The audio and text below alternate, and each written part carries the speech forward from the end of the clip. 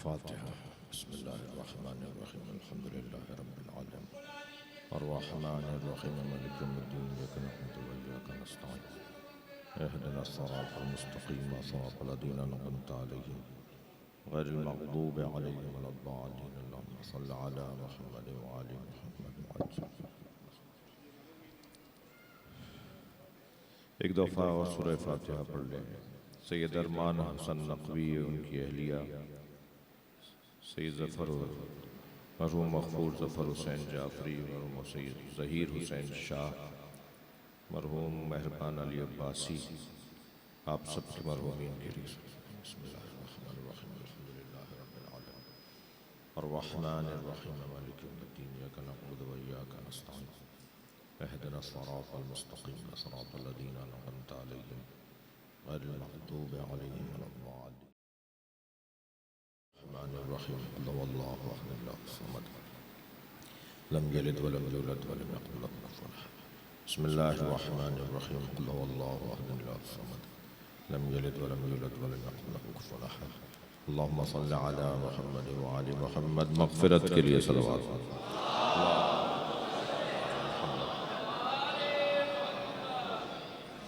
ایک اور صلوات.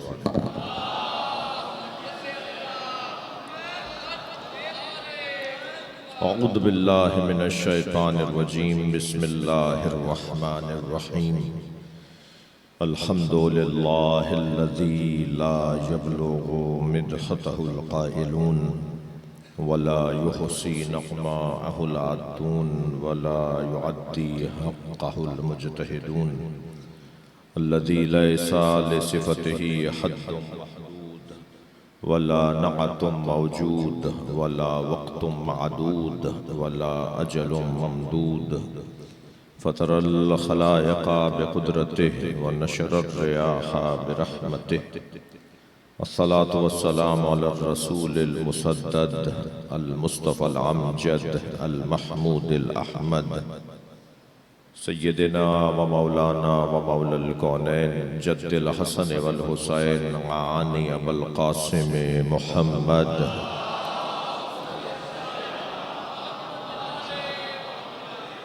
وآلہ الطیبین الطاہرین المعصومین الذین قال اللہ انما یرید اللہ لیذہب عنکم الرجس اہل البیت ویطہرکم تطہیرا.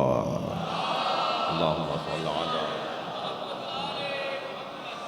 ولعنت اللہ علی اعدائہم اجمعین من یوم عداوتہم الى قیام یوم الدین. اما بعد قال الحکیم فی قرآن الکریم. بسم اللہ الرحمن الرحیم. یا ایہا الذین آمنوا اتقوا اللہ وکونوا مع الصادقین. صلوات.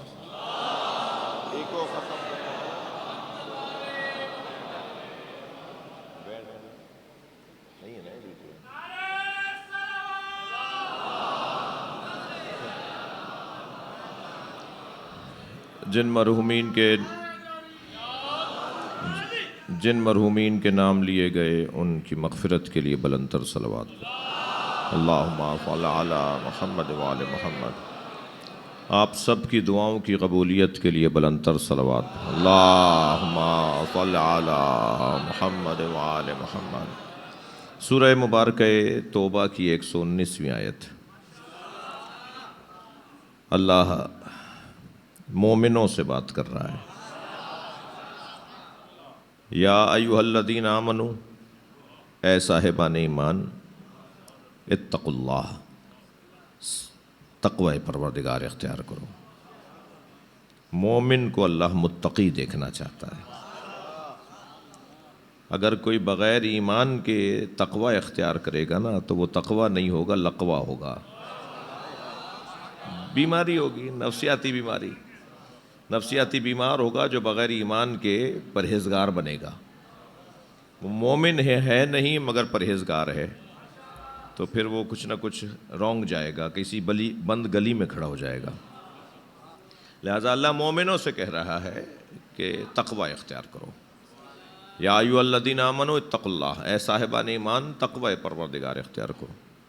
اب اس بچے کو، اس جوان کو بتانے کے لیے میں کہہ رہا ہوں کہ تقویٰ کوئی مشکل کام نہیں ہے. جتنا یہ موٹا گاڑھا لفظ ہے نا، اتنا کام مشکل نہیں ہے. ہم سب فطری طور پر متقی پیدا ہوئے ہیں. ہمارا بچہ ہر ایک کی گود میں نہیں جاتا، ہمارا بچہ ہر ایک سے لے کر نہیں کھاتا، ہمارا بچہ ہر ایک کے گھر نہیں جاتا. کوئی اگر اس کو قریب بلائے تو وہ 4 دفعہ سوچتا ہے کہ اس کے مطلب کیا ہے. اللہ کرے بچوں میں سمجھداری بڑھتی چلی جائے. ہمارا بچہ یہ نہیں کرتا، یہ نہیں کرتا، یہ نہیں کرتا، اس کا مطلب یہ ہے کہ پیدائشی متقی ہے. تقویٰ یعنی پرہیز، تقویٰ یعنی احتیاط، تقویٰ یعنی خیال، تقویٰ یعنی پرواہ. جب لاؤبالی پن ہو، غیر ذمہ دارانہ زندگی ہو، جب لا تعلقی بے معنی یہ کہ میرا کیا واسطہ، میرا کیا مطلب، جب یہ انداز ہو تو وہ متقی نہیں ہے. تو ہمیں سب کو اللہ نے پیدائشی طور پر متقی بنایا ہے. اب یہی تقویٰ اگر اللہ کی خاطر ہو جائے تو یہ ولی بنا دیتا ہے. دنیا میں جتنے اللہ کے ولی ہیں وہ سب متقی تھے، مگر اب اللہ کی خاطر متقی ہو گئے. تو جب اللہ کی خاطر کوئی متقی ہو جائے، للہیت اس کے اندر ہو، خلوص اس کے اندر ہو، تو پھر اللہ اسے ولایتیں عطا کرتا ہے. صاحب ولایت بننے کے لیے 100 سالہ سفر طے نہیں کرنا پڑتا، ایک لمحے میں فیصلہ لینا پڑتا ہے. جی صاحبان دقت تشریف فرما ہے. مجھے بتائیے، حبیب ابن مطہر بھی علیہ السلام ہے اور حر بھی علیہ السلام ہے. وہ جو ایک رات پہلے فیصلہ لے رہا ہے، صلوات پڑھیں ذرا محمد و آل محمد.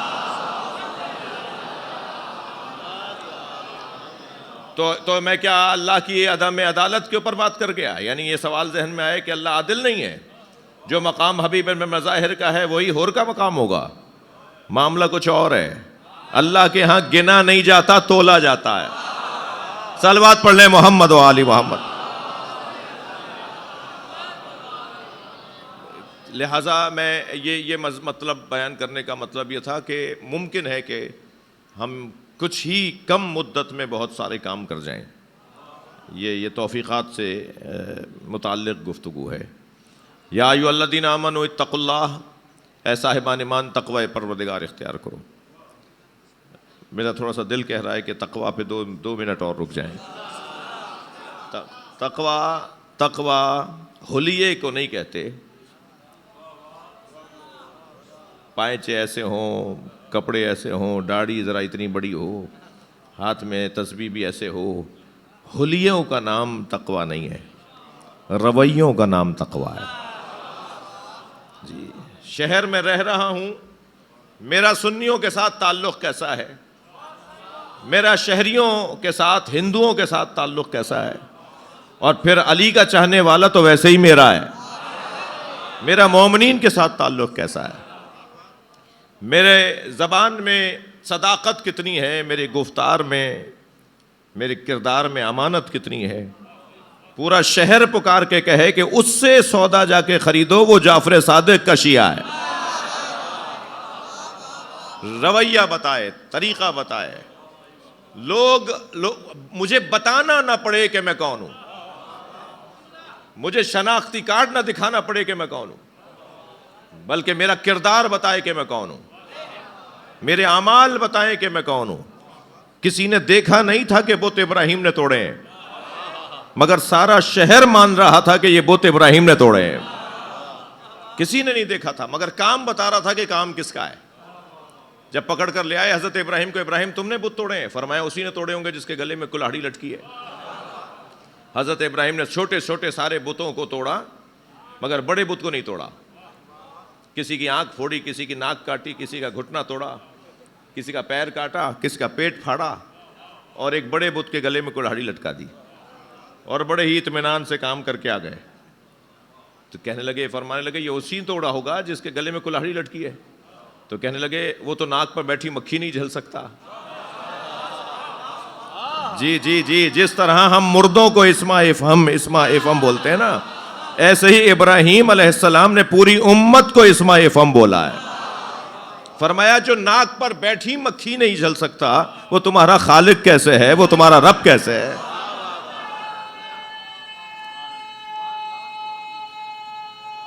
ماشاءاللہ, مل کر جواب دیجیے گا.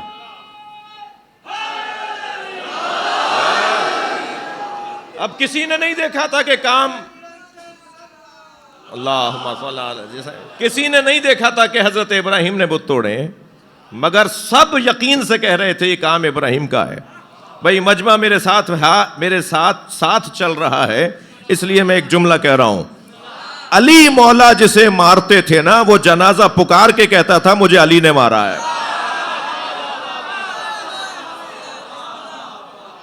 کام بتائے کس کا ہے, کام بتائے کہ کس کا ہے, کام بتائے کہ کس کا کام ہے. مولا علی جب افقی تلوار چلاتے تھے یا عمودی تلوار چلاتے تھے یا افقی تلوار چلاتے تھے تو جنازہ برابر کا کٹ کے گرتا تھا, گراموں کا فرق بھی نہیں ہوتا تھا. جس کی ضربت میں عدالت ہو اس کی حکومت میں کیسی عدالت.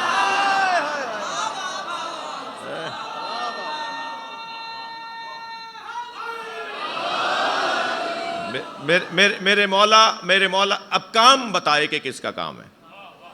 لہٰذا میں میری مشکل ہے اور مجبوری ہے اور میری خوشی ہے اور میرا اعزاز ہے کہ مجلس میں ہندو بھی آئے ہوئے ہیں.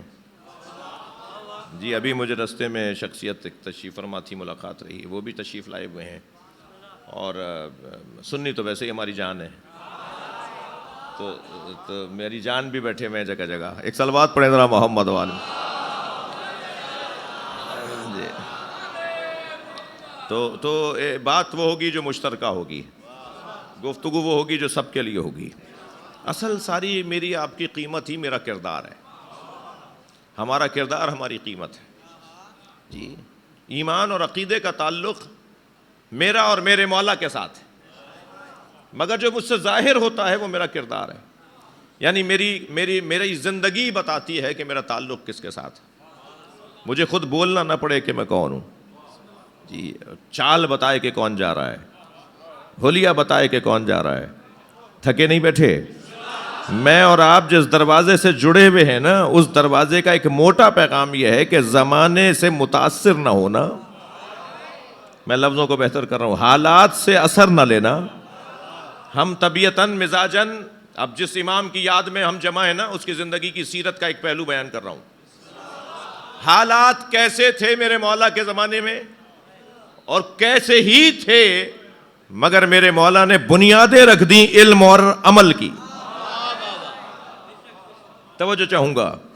ہم طبیعتاً مزاجاً اثر پذیر بھی ہیں, اثر گزار بھی ہیں. یعنی ہم قبول بھی کرتے ہیں لوگوں کی چیزوں کو اور ہم لوگوں کے اوپر اثر بھی ڈال رہے ہوتے ہیں. اثر پذیر بھی ہیں, اثر گزار بھی ہیں. جس چیز میں ہم کمزور ہوتے ہیں اس میں اثر پذیر ہوتے ہیں, اور جس چیز میں ہم مضبوط ہوتے ہیں اس میں اثر گزار ہوتے ہیں. تو مولا تو چاہتے ہیں میرے چاہنے والے سب کے سب اثر گزار بنے, اثر پذیر نہ بنے, اثر چھوڑنے والے بنے, اثر قبول کرنے والے نہ بنے. تو جس کام میں کمزور ہوں گا اس کام میں اثر لے رہا ہوں گا. ہمارے بچے باہر پڑھنے جا رہے ہیں, یورپ, امریکہ, کینیڈا, آسٹریلیا, مختلف علاقوں میں. لاڑکانہ تو ویسے ہی تعلیم دنیا میں بڑا مقام رکھتا ہے. پاکستان کے شہروں میں, سندھ کے شہروں میں جو سب ممتاز ترین شہر جو تعلیم کی دنیا میں اچھے مقابلے میں ہے, اچھی کیفیت میں ہے, وہ لاڑکانہ ہے. جی تو یہ ہمارے بچے باہر بھی پڑھنے جا رہے ہیں. جی یہاں ماشاءاللہ کیڈٹ کالج, یہاں ماشاءاللہ میڈیکل کالج, یہاں یونیورسٹیز, یہاں ایک بڑا مقام کام. یہاں کی لائبریری کے اندر تو کرسی نہیں ملتی پڑھنے, اگر وہ لیٹ ہو جائے تو, کوئی اگر طالب علم دیر سے پہنچے تو اس کو بیٹھنے کو جگہ نہیں ملتی, اتنا مجمع لگا ہوا ہوتا ہے پڑھنے والوں کا. تو لاڑکانہ کی خوبیاں. اچھا ہمارے بچے باہر پڑھنے جا رہے ہیں تو یہ باہر سے پڑھ کر آتے ہیں نا تو توتلے ہو کر ذرا بولتے ہیں, بھائی کیا ہو گیا؟ تو میں کہہ رہا ہوں وہ انگلش بولتا ہوں نا. تو بھائی جو یہاں تم سندھی بول رہے تھے وہاں جا کے تم نے اتنی جلدی اثر لے لیا. اور پھر چال وال بتا رہی ہوتی ہے, حلیہ ان کا, میں یہ نہیں, میں وہ, تو وہ اثر پذیری اس کے اندر نظر آ رہی ہوتی ہے. تو کیا کریں بھائی, علی والا, حسین والا, اثر پذیر نہیں بنے گا، اثر گزار بنے گا. اور خاص طور پر جعفر صادق والا وہ اثر پذیر نہیں بنے گا، اثر گزار بنے گا.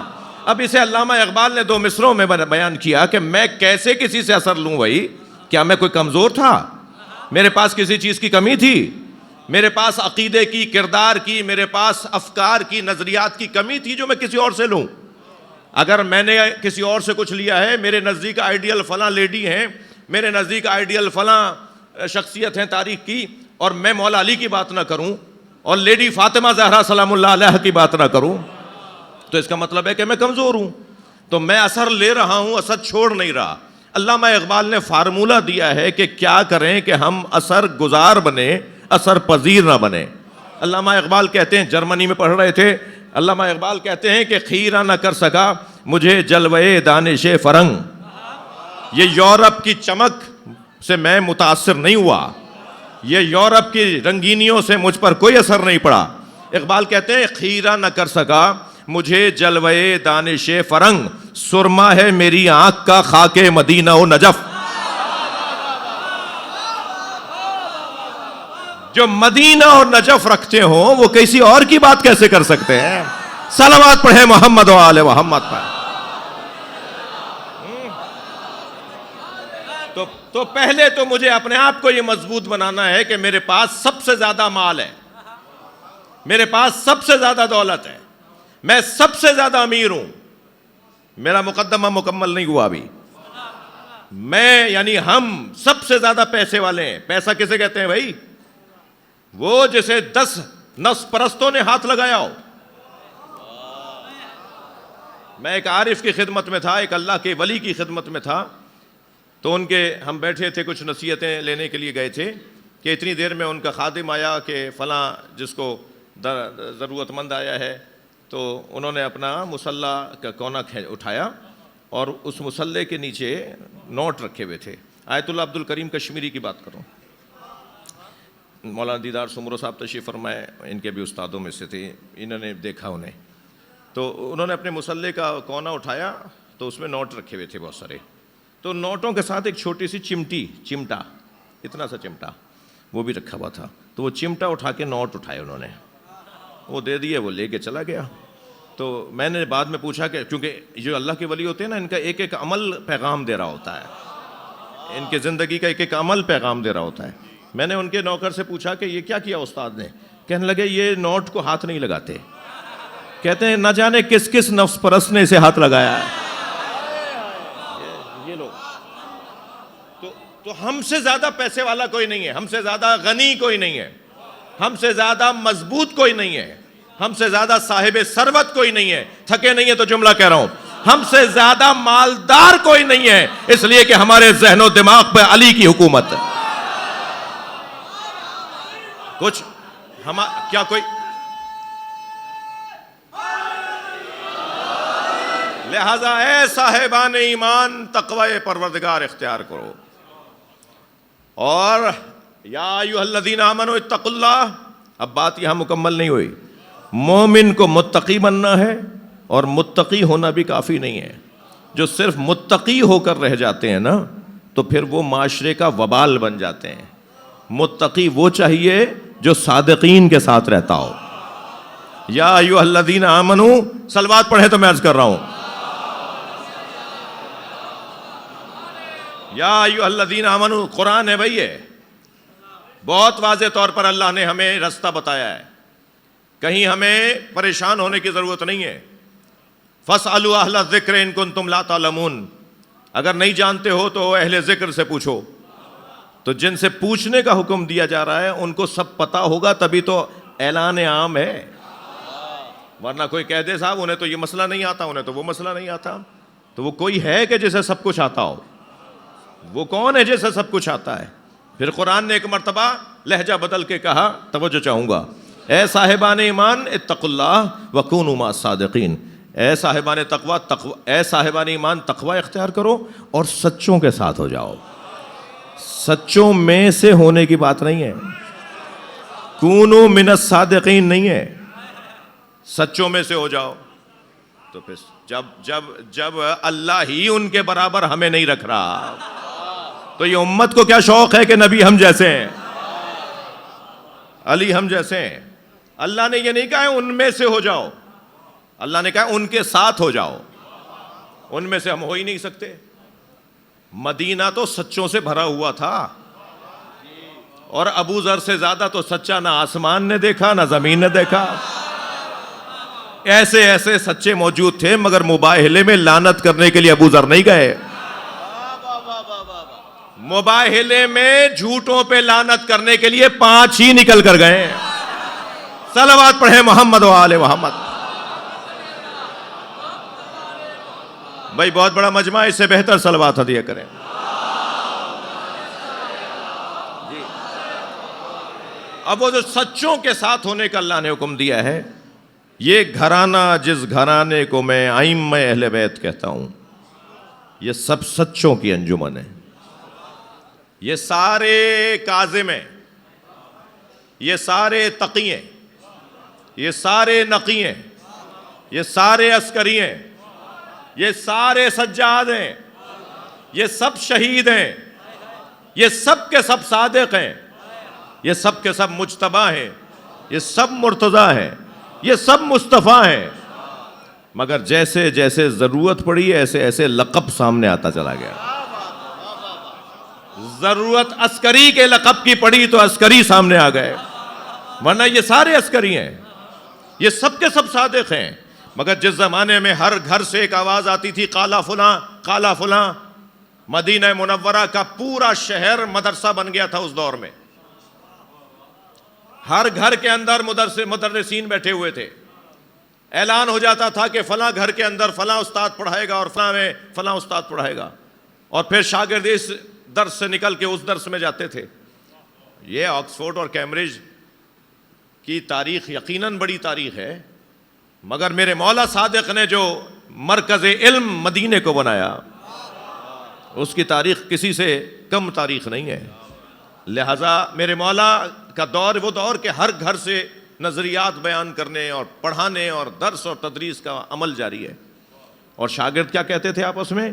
فلاں نظریے پہ قالا فلان، فلاں نظریے پہ قالا فلان، قالا فلان، قالا فلان. انہوں نے یہ کہا، انہوں نے یہ کہا، انہوں نے یہ کہا، اور انہی کے درمیان آواز آتی تھی قال الصادق، اور سچے نے یہ کہا. لہذا تمام اقوال کے درمیان جو قول نکھر کر سامنے آتا تھا وہ میرے مولا صادق کا قول. شاگرد ایسے بنائے کہ ابان ابن تغلب نے تو 30,000 حدیثیں نقل کی ہیں امام صادق سے. ابو بصیر نے 25,000 حدیثیں نقل کی ہیں امام صادق سے. مومن طاق کو تو مولا نے فرمایا اجلس فی المسجد، تھک تو نہیں رہے، اجلس فی المسجد وفتح، اے مومن جاؤ مسجد میں بیٹھا کرو اور وہاں بیٹھ کے فتویٰ دیا کرو. اور اپنے چاہنے والوں سے کہا کہ جو میرا مومن طاق کہہ دے سمجھو جعفر صادق نے کہا ہے. اور ابان ابن تغلب کے لیے، اور ادھر حضرت بشار مکائی کے لیے اور حضرت حشام کے لیے میرے مولا نے ایسے ایسے ایکسپرٹ تیار کیے. ماہرین تعلیم بیٹھے ہوئے ہیں، میرے ساتھ بھی کچھ شعبہ تعلیم سے وابستہ مہمان ساتھ آئے ہیں. یہ جو ایکسپرٹ کی رائے پر عمل کرنے کا ایک آج پڑھے لکھے طبقے نے فیصلہ کیا ہے کہ بات چلے گی تو ایکسپرٹ کی چلے گی. جی جو ماہر بات کر رہا ہے وہی بات مانی جائے گی. اس پر عملی طور پر اگر کسی نے ثبوت فراہم کیا ہے تو وہ امام صادق نے کیا ہے. عملی طور پر کسی کو علم کلام کا مسئلہ پوچھنا ہے حشام سے پوچھو، کسی کو فقہ کا مسئلہ پوچھنا ہے وہ ابو بصیر سے پوچھے، کسی کو فلسفے کا مسئلہ پوچھنا ہے وہ مومن طاق سے پوچھے. ایکسپرٹس بنائے امام نے. جب کوئی آتا تھا امام سے مناظرہ کرنے کے لیے تو امام فرماتے تھے سوال کیا ہے تمہارا؟ جب وہ سوال کرتا تھا تو سوال سے اندازہ ہو جاتا تھا یہ تاریخ کا سوال کر رہا ہے. تو میرے مولا فرماتے تھے جاؤ بشار مکائی، وہ بیٹھے ہوئے درس دے رہے ہیں، وہ میرا شاگرد ہے، وہ تمہیں اس کا جواب دے گا.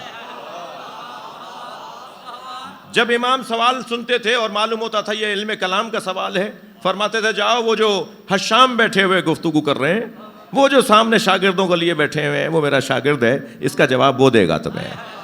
اب کوئی نہیں تھا وہاں یہ کہے کہ مولا ہم تو آپ سے پوچھنے آئے، لیکن سب چلے جاتے تھے وہاں کے جہاں ماہر کی طرف امام بھیجتے تھے۔ ایکسپرٹ سے رابطہ کرنے کا فلسفہ امام صادق نے دیا ہے۔ ماہر سے جا کر بات کرو، جو جس کا عالم ہے اس سے جا کر بات کرو۔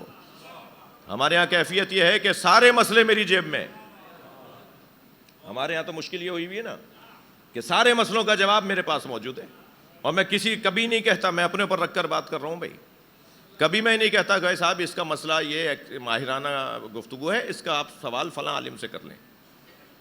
یہ ایک کمزوری ہے معاشرے کی، مگر یہ جو فلسفہ دیا، یہ جو رستہ دیا، یہ میرے مولا صادق نے رستہ دیا۔ بڑے ناموں میں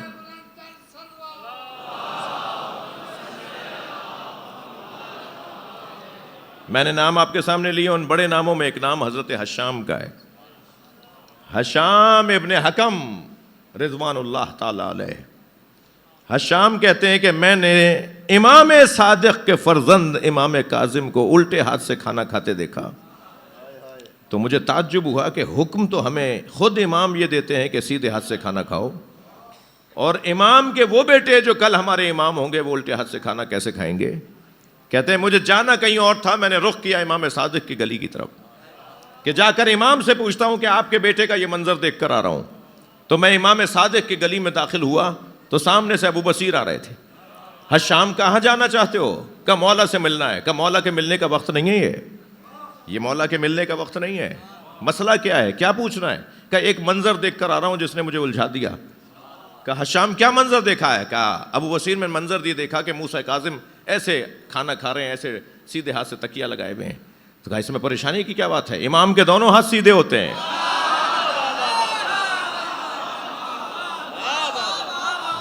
صلوات پڑھیں محمد و آل محمد۔ جی اچھا، آیت اللہ جوادی عملی نے یا ابلیس ما منعک ان تسجد لما خلقت بیدی استکبرت ام کنت من العالین، اس آیت کی تفسیر میں لکھا ہے کہ مولا علی سے جب پوچھا گیا کہ اللہ نے اپنے دو ہاتھوں کی بات کی ہے تو دو ہاتھ تو ایک الٹا اور ایک سیدھا ہوتا ہے، تو کیا اللہ کے بھی الٹا اور سیدھا ہاتھ ہے؟ تو مولا علی نے فرمایا کلتا الیدین یمین، اللہ کے دونوں ہاتھ سیدھے ہیں۔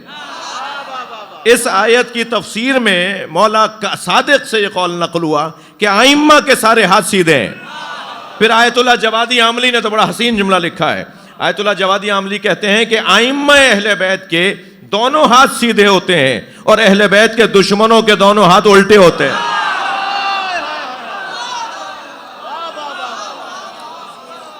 صلوات پڑھیں گے محمد و آل محمد۔ جو جملہ انہوں نے لکھا ہے وہ میں بیان کر دیتا ہوں۔ وہ فرما رہے ہیں کہ اہل بیت کے دونوں ہاتھ سیدھے، اہل بیت کے دشمنوں کے دونوں ہاتھ الٹے، اس لیے کہ سیدھے ہاتھ انہی کے ہوتے ہیں جہاں خیر ظاہر ہو، اور جہاں شر ظاہر ہو وہاں ہاتھ ہی الٹا ہے۔ جی ایسے شاگردوں کی تربیت، ایسے صاحبان کمال لوگوں کی تربیت، ان میں ایک ابو بصیر ہیں، حج پر جا رہے ہیں، گھر گھر جا کر دروازہ دروازہ بجا کر رخصت لی کہ میں حج کرنے جا رہا ہوں، مجھے کہا سنا معاف کر دو۔ کرتے ہیں نا آپ جب حج اور زیارت پہ جاتے ہیں، اپنے عزیزوں سے ملتے ہیں، اپنے عزیزوں سے معافیاں مانگتے ہیں۔ مولا صادق کا شاگرد ہے ابو بصیر، بصرے سے مکہ جانا چاہتے ہیں حج کرنے، ہر دروازے پہ جا کے دستک دی، دروازہ بجاتے بجاتے ایک ایسا دروازہ آ گیا جس دروازے پہ جاتے جاتے ہاتھ رک گیا، کنڈی نہیں بجائی۔ کیوں؟ اس لیے کہ یہ گھر تو اس کا ہے، مثلا جو حضرت ابو بصیر کے سامنے گھر تھا، جس گھر میں بصرے کی ساری برائیاں وہیں سے چلتی ہیں، گنہگار ترین شخص ہے، کردار کا انتہائی کمزور ہے، سارے برے لوگوں کو پناہ دیتا ہے، برائیوں کو فروغ دیتا ہے، گناہ گاروں کو حوصلہ دیتا ہے۔ تو ابو بصیر سوچا اس سے کیا مجھے اجازت لینی ہے، یہ تو ویسے ہی بہت گناہ گار ہے۔ برابر والا دروازہ بجا دیا۔ دوسرے دن جب ابو بصیر کی سواری تیار ہوئی تو سارا شہر رخصت کرنے کے لیے آیا، اس مجمع میں وہ بھی تھا جس کے دروازے پہ ابو بصیر نہیں گئے تھے، اور وہ آہستہ آہستہ ان کے گھوڑے کے قریب آیا اور ابو بصیر کو ادب کرتے ہوئے کہا، ابو بصیر میں اس قابل نہیں تھا کہ آپ میرے گھر آئیں، آپ نے صحیح کیا، آپ میرے گھر نہیں آئے، آپ نے صحیح کیا، مگر میں آپ کو رخصت کرنے آیا ہوں ایک کام کی وجہ سے۔ جب آپ مکے میں حج کر لیں اور مدینے میں میرے صادق مولا کی خدمت میں جائیں، میرے مولا صادق کی خدمت میں جائیں، تو میرے مولا امام صادق کو میرا سلام کہہ دیجیے گا، اور جب امام میرا سلام لے لیں تو بس ایک سوال کر کے آئیے گا کہ کیا مجھ جیسوں کی بخشش بھی ممکن ہے؟ مجھ جیسے گناہگاروں کی بخشش بھی ممکن ہے؟ ابو بصیر کہتے ہیں کہ میں نے مکے میں حج کیا، میرے ساتھ چاہنے والوں کی امانتیں تھیں جو امام صادق تک مجھے پہنچانی تھیں، نذورات تھے، ہدیے تھے، تحفے تھے، خط تھے، میں لے کر پہنچا جب مکے سے مدینہ، اور امام کے سامنے میں نے گٹھری کھولی اور ایک ایک ہدیہ، ایک ایک پیغام، ایک ایک خط مولا کو دیتا رہا۔ میں نے اپنا سارا رومال خالی کر لیا، ساری امانتیں امام کو دے دیں، تو امام میری طرف دیکھ کے کہتے ہیں کچھ اور بھی ہے؟ تو میں نے بہت غور کیا تو جو کچھ میرے پاس تھا وہ سامنے ہی تھا، میں دے چکا تھا۔ میں نے کہا مولا میں نے سب کچھ آپ کو جو میرے پاس امانت تھی پہنچا دی۔ فرمایا نہیں، وہ سلام پہنچاؤ جو میرے ایک چاہنے والے نے مجھے بھیجا ہے۔ ابو بصیر کہتے ہیں کہ ایک مرتبہ میرے وجود میں تھر تری تاری ہو گئی۔ میں نے کہا مولا وہ ایک گناہگار ہے، ایک ایسا شخص ہے کہ جس کو ہمارا شہر پسند نہیں کرتا، اس نے آپ کو سلام کہا ہے۔ امام نے فرمایا ابو بصیر جب واپس جاؤ تو سب سے پہلے اب اس کے دروازے پہ جانا اور جا کر اسے میرا جواب سلام پہنچانا اور کہنا تمہارے امام نے تمہیں سلام کا جواب بھیجا ہے، اور جو تم نے سوال کیا ہے کیا مجھ جیسوں کی بخشش ممکن ہے، اس کا جواب یہ ہے کہ ایک وعدہ تم اپنے امام سے کرو کہ آئندہ گناہ نہیں کرو گے۔ ایک وعدہ تمہارا امام تم سے کرتا ہے، تمہارے سارے ماضی کے گناہوں کی بخشش، تمہاری جنت کی ضمانت تمہارا امام دیتا ہے۔ عزیزو جتنا فخر کریں، جتنا شکر کریں کم ہے۔ ہم جنہیں اپنا مولا مانتے ہیں نا، احادیث کی کثرت ہے کہ انہوں نے کہا ہے جنت ہمارے ہاتھ میں ہے۔ مانیے، سب کو مانیے، سب کی کسی کی بے احترامی نہیں ہونی چاہیے، مگر مولا علی کے برابر نہ کرو ان لوگوں کو، اہل بیت کے برابر نہ کرو کسی کو بھی، کیونکہ اہل بیت کے علاوہ جتنی بھی ہستیاں ہیں کسی نے نہیں کہا کہ جنت ہمارے پاس، صرف اہل بیت نے کہا ہے جنت ہمارے ہاتھ میں ہے۔ تو آخرت میں ہمیں ویسے ہی مولا علی کا سامنا کرنا ہے۔ تو یہ کوئی اچھی بات ہے کہ دنیا میں مولا علی کو ہم ایسے ہی مان لیں اور آخرت میں علی کے بغیر ہمارا گزارا نہ ہو؟ واحد گھرانہ ہے جن کے ہاتھ میں جنت ہے، حدیثوں کی فراوانی ہے، جنت کے دروازوں پہ لکھا ہوا ہے ان کا نام، جنت میں ہوا چلتی ہے تو انہی کے ناموں کی آوازیں آتی ہیں۔ جی ایک واقعہ تھوڑی ہے، سنی شیعہ نے لکھا ہے، میں خود اہل سنت کی کتابوں کا مطالعہ کرنے والوں میں سے ایک ہوں۔ جی فرمایا ایک وعدہ تمہارا امام تم سے کرتا ہے کہ تمہیں جنت کی ضمانت دیتا ہے، ایک وعدہ تم کرو کہ آئندہ گناہ نہیں کرو گے۔ ابو بصیر کہتے ہیں جب میں واپس بصرہ پہنچا تو سب سے پہلے اس کے دروازے پر گیا، میں نے دروازہ بجایا، وہ دروازے پر آیا، مجھے دیکھ کر کانپنے لگا۔ ابو بصیر میں اس قابل کہاں ہوں کہ آپ میرے دروازے پر آئیں؟ کہا نہیں، میں گیا تو میرے امام نے تمہارے سلام کا انتظار کیا اور مجھ سے تمہارا سلام مانگا مجھ سے، اور پھر یہ تمہیں پیغام بھیجا ہے کہ ایک وعدہ تم کرو آئندہ گناہ نہیں کرو گے۔ ایک وعدہ تمہارا امام تم سے کرتا ہے کہ وہ تمہارے ماضی کے گناہوں کی معافی دلوائے گا، جنت کی ضمانت دے گا۔ ابو بصیر کہتے ہیں کہ وہ رونے لگا، میں پیغام دے کے گھر آ گیا۔ 6 مہینے کے بعد مجھے خبر ہوئی کہ وہ بیمار ہو گیا ہے، تو میں اس کی عیادت کرنے کے لیے گیا تو مجھے اس کے بچوں نے بتایا کہ یہ غشی کے عالم میں ہے اور طبیب نے کہا یہ اب ٹھیک نہیں ہوں گے۔ ابو بصیر کہتے ہیں کچھ دیر میں اس کے سرہانے بیٹھا رہا، میں جب اٹھ کے جانے لگا تو پیچھے سے اس کی آواز آئی، ابو بصیر رکو، ابو بصیر رکو۔ سارے بچے بھی ایک مرتبہ خوش ہو گئے کہ یہ تو اٹھ کے بیٹھ گئے ہیں. میں مڑا اور میں نے دیکھا تو وہ بہت صحیح اور سالم اٹھ کے بیٹھا اور کہا ابو بصیر میں غشی میں نہیں تھا, میں نے 6 مہینے وعدہ پورا کیا. اب یہ غشی میں نہیں تھا, امام مجھے جنت کی سیر کرا رہے تھے. اس کمال کا گھرانہ, اس کمال کا وجود, اسے زہر دے دیا گیا. اجرکم اللہ, اجرکم اللہ. اللہ آپ کو کسی غم میں نہ رلائے. ابو جعفر منصور دوانقی نے امام جعفر صادق کو زہر دیا. 3 دن امام زہر کی کیفیت میں رہے, مگر جو جملہ میں نے پڑھا ہے وہی آپ کو سنا رہا ہوں. پہلے دن امام سے بیٹھا نہیں جا رہا تھا. کبھی بیٹھتے تھے, کبھی اٹھتے تھے, کبھی چلتے تھے, کبھی بیٹھتے تھے. دوسرے دن امام سے لیٹا نہیں جا رہا تھا. اجرکم اللہ, اجرکم اللہ. جنہیں رونا آ رہا ہے وہ اپنی آوازوں کو آزاد کریں گے. 2-3 جملے کہوں گا, مجلس مکمل کر رہا ہوں. دوسرے دن امام سے لیٹا نہیں جا رہا تھا, اور سنیں گے زیادہ رو, تیسرے دن امام سے بولا نہیں جا رہا تھا. اجرکم اللہ, اجرکم اللہ. ہر امام معصوم کو یا زہر سے مارا گیا یا تلوار سے مارا گیا. یہ صرف مولا علی ہیں کہ جنہیں دونوں چیزوں سے مارا گیا. تلوار میں زہر اتنا ڈالا گیا کہ علی کے سر پہ ضربت لگی تو تلوار, اور تلوار میں زہر تھا تو بدن میں زہر گیا. سارے ائمہ اہل بیت کو یا تلوار یا زہر سے مارا گیا. آپ کی آوازیں بلند ہو گئیں. پنجتن کے 5 جنازوں کا حال تو آپ نے سنا ہے. نبی کے جنازے میں 11 لوگ,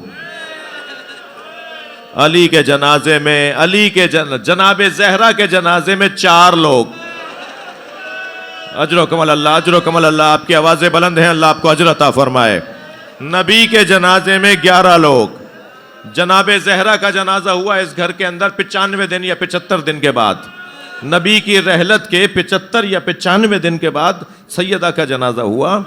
حضرت کا جنازہ اٹھایا گیا تو سنیں گے نا, 4 لوگ تھے سیدہ کے, اور مولا علی کے جنازے میں 2 لوگ.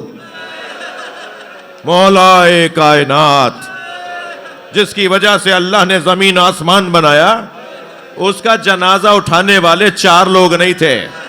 اہل سنت کے مطابق, سنی روایتوں کے مطابق, جنازہ آگے سے خود اٹھ رہا تھا, پیچھے سے حسنین اٹھا رہے تھے.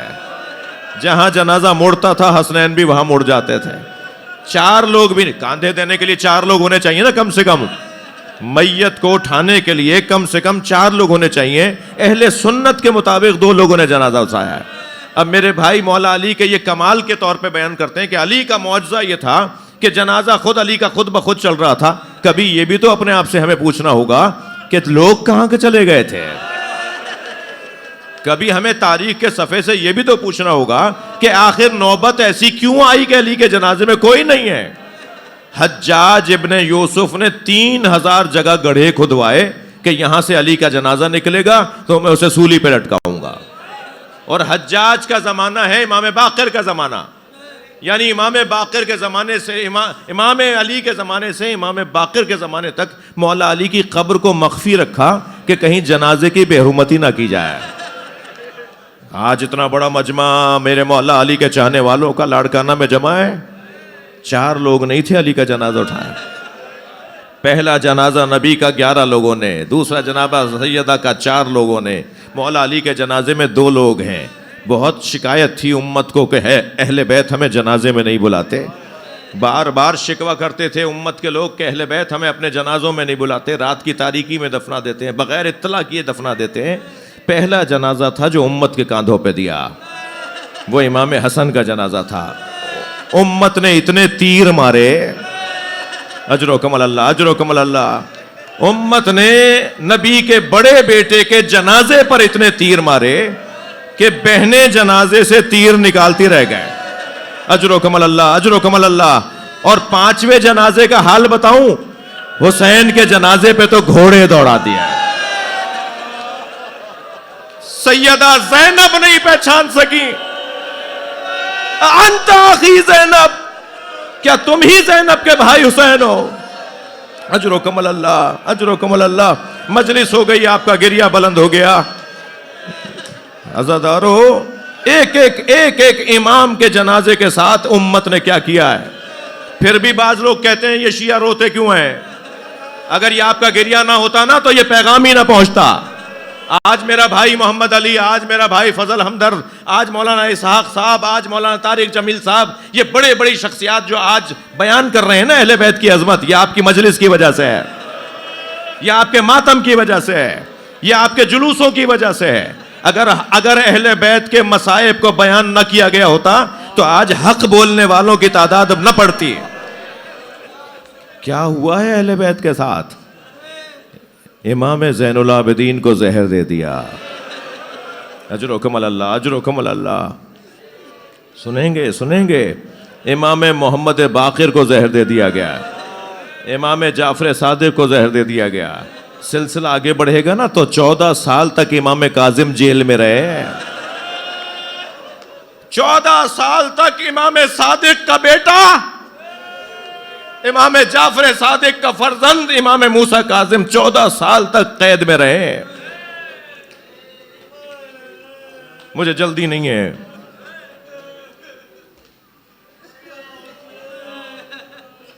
ہارون الرشید کا دربار ہے.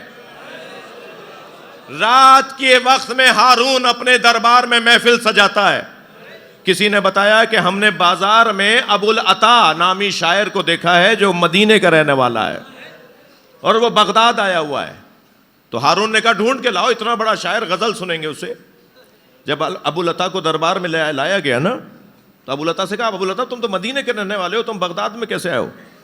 کہا کہ میں اپنی ذاتی غرض سے یہاں آیا ہوں، آپ حکم کریں کہ مجھے کیا کرنا ہے. کہ روزانہ آؤ گے، جب تک آئے ہو رہو گے ہمیں غزل سناؤ گے. جب 4 دن تک غزل سناتے رہے نا تو ایک دن ابو العطا نے کہا حضور میں روزانہ آپ کو غزل سناؤں گا، اپنے شعر سناؤں گا، مگر میری کچھ حاجتیں ہیں، ان میں ایک بڑی حاجت ہے، وہ پوری کر دو. کہ اچھا آج فلاں غزل سناؤ تو پھر بتانا وہ کون سی حاجت ہے. جب غزل سن لی نا اور محفل برخاست ہونے لگی تو ہارون نے کہا ابو العطا کچھ مانگنا چاہ رہے تھے. کہا میری ایک خواہش ہے وہ پوری کر دو. اب آپ دیکھیے حالات کیا تھے. کہا میری ایک خواہش ہے وہ پوری کر دو. ہارون رشید نے کہا بولو کیا کہتے ہو؟ کہا میرے امام کاظم کو آزاد کر دو. کیا غربت ہے اہل بیت کے چاہنے والوں کی غربت دیکھیے. ہے مولا کاظم کا شیعہ اور قاتل کے ساتھ دربار میں بیٹھنے پہ مجبور ہے. کہا میرے امام کو آزاد کر دو. تھوڑی دیر تک ہارون رشید سوچتا رہا، کہنے لگا 2 دن کے بعد دربان سے جا کر، زندان کے دروازے سے جا کر اپنے امام کو لے لینا. اب میں آپ رونے والوں چاہنے والوں سے سوال کروں، ابو العطا کتنا خوش ہوا ہوگا کہ میری وجہ سے میرا امام آزاد ہو رہا ہے.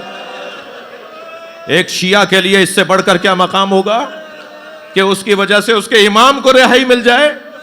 خوشی خوشی اپنے سرائے میں، اپنے مسافر خانے میں گیا، بچوں کو تیار کیا، مبارک ہو مبارک ہو، میری شاعری کا آج نتیجہ نکل آیا، میں نے کلام سنایا تو میرا امام میرے کلام کی وجہ سے آزاد ہو رہا ہے، تیاری کرو. نہ جانے اس زمانے کے حساب سے کیسی تیاری کی ہوگی. آپ جب اپنے کسی عزیز کو جیل سے لینے جاتے ہیں، ہار پھول طرح طرح کے گلدستے تیار کرتے ہیں. ابو العطا نے کیا کیا تیاری کی ہوگی. 2 دن کے بعد صبح سے جا کے دروازے پر بیٹھ گیا. زندان کا دروازہ کھلتا ہے، کچھ اسیروں کو لایا جاتا ہے، کچھ اسیروں کو نکالا جاتا ہے، اور ہر دفعہ دروازہ کھلتا ہے تو سپاہیوں سے جا کے پوچھتا ہے آج میرے امام کو آزاد ہونا تھا. اور دروازے پہ کھڑا سپاہی کہتا ہے ذرا صبر کرو، تمہارے امام کو آج آزادی ملے گی. کتنی ایک ایک لمحہ اس کا دھڑکنیں بڑھ رہی ہوں گی، اب میرا امام آئے گا، اب میرا امام آئے گا. کہتا ہے کہ عصر کا وقت ہو گیا، دروازہ کھلا، میں نے کیا دیکھا، تختے پہ ایک جنازہ ہے اور سپاہی آواز دیتے جا رہے ہیں ھذا امام الرفضا، یہ شیعوں کا 7واں امام ہے.